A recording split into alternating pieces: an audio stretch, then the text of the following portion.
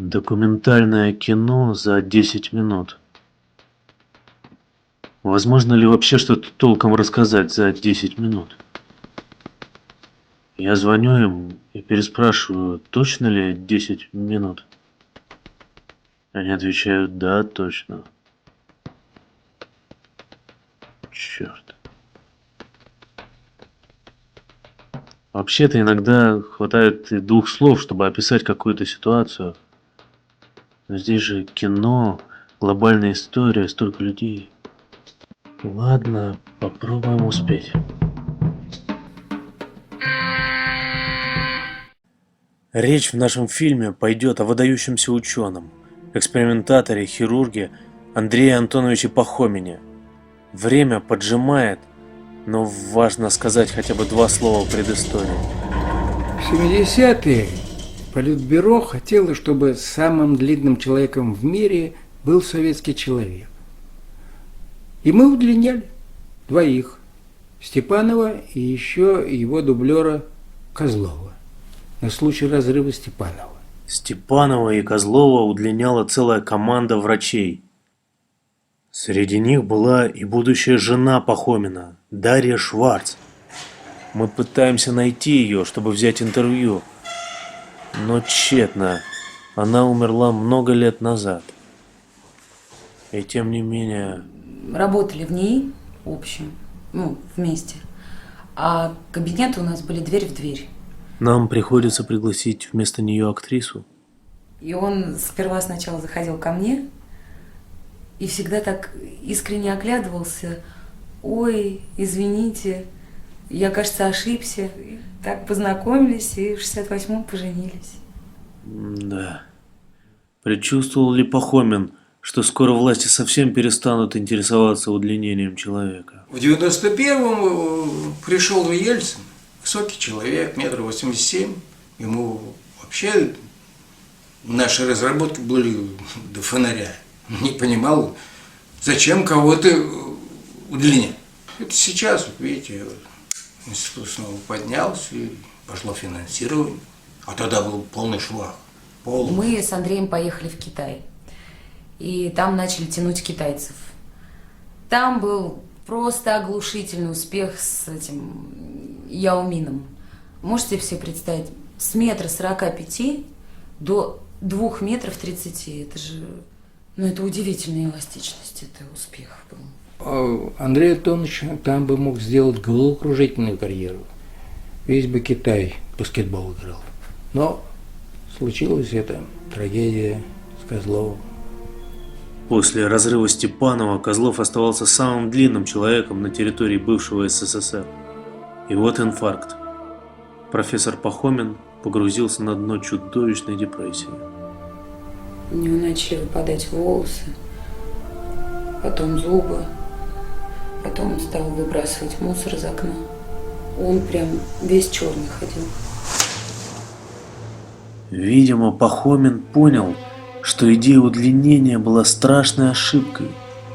Именно длина погубила бедного Козлова. Теперь пришло время укорачивать.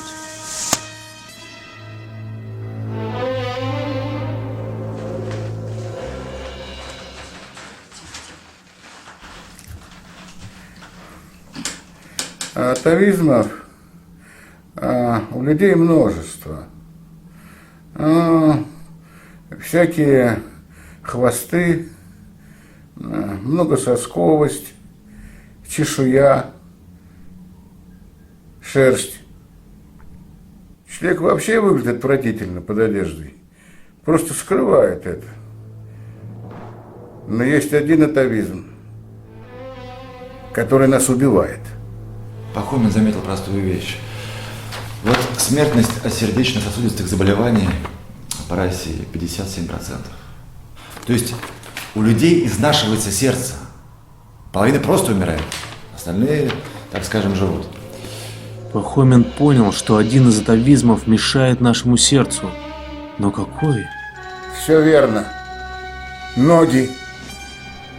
Ноги.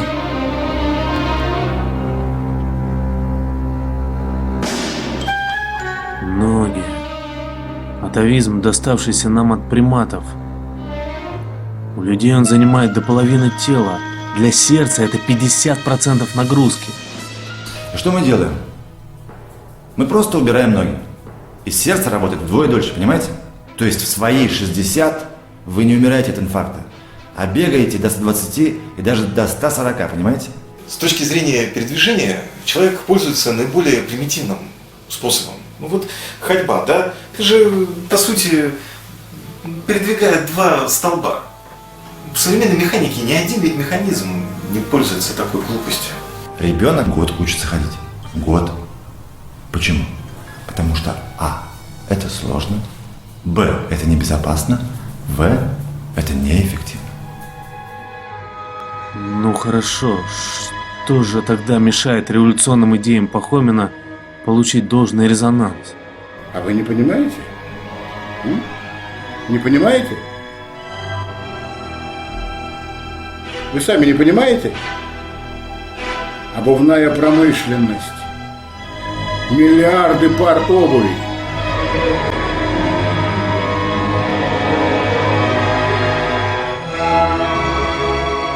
Речь идет о ногах как о важнейшей составляющей культуры. Русской культуры. Мы с вами говорим о русских ногах, безусловно. Ботинки, сапоги, О ногах, прошедших такой насыщенный исторический путь. туфли, тапочки. Я не хочу, чтобы мой сын, когда вырос, задавал мне вопросы, что означает «я милого узнаю по походке». Сандали. И вообще, сможем ли мы, как нация, устоять, потеряв наши главные опоры?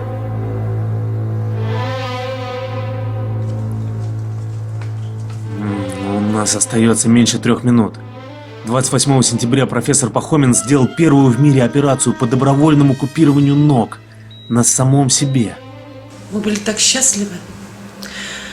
Еще шла операция, а мы рядом уже накрывали столы, писали поздравления, шарады. Купированные ноги Андрея Антоновича находились вот в этом холодильнике.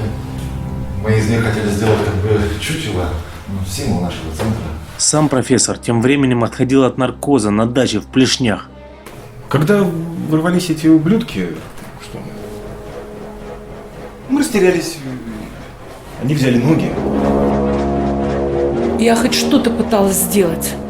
Я пыталась изогнуться, руку вот так вот, чтобы им труднее было. Наша сотрудница Бирюкова единственная, кто героически прямо вот здесь бросилась. Если бы они меня не перешагнули, вообще не знаю, как они могли бы выбраться. А в это время, примерно в 22:15, другая группа злоумышленников выкрала с дачи в Плешнях самого профессора Пахомина.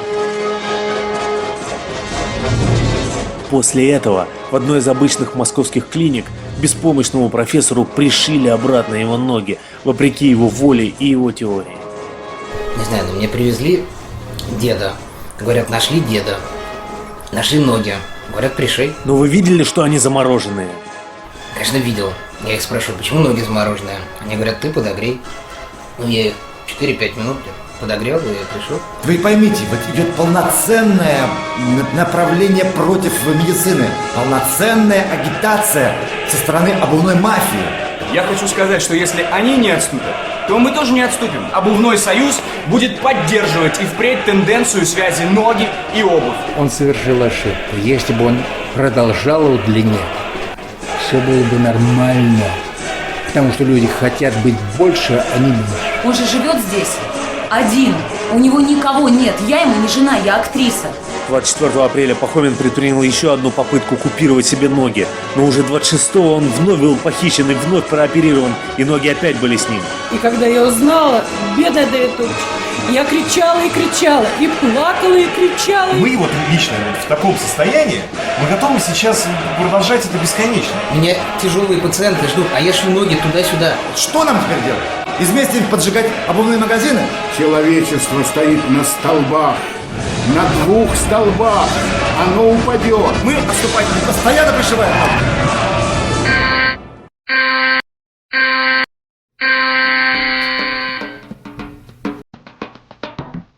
В нашем деле документалиста самое важное – время. Да, 10 минут вполне достаточно. Даже немного осталось. Да.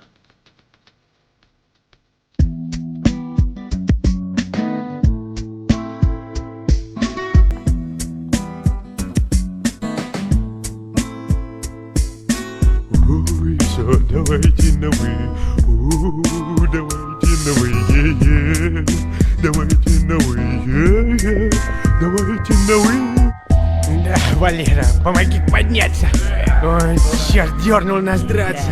Давай убираться. Сюда матрас, да? Да. Вот вернется и все, как будем отдуваться. Он будоражит, так мы до драки даже. Как же мы, скажем, сражены бываем. Не сказать поражены, враж подаем, рожи даже набиваем. Да. Называем негодяем тех, кто ближе, скажем, даже нам жены. Да, друг, ты прав, я как-то не прав. Мы не равны.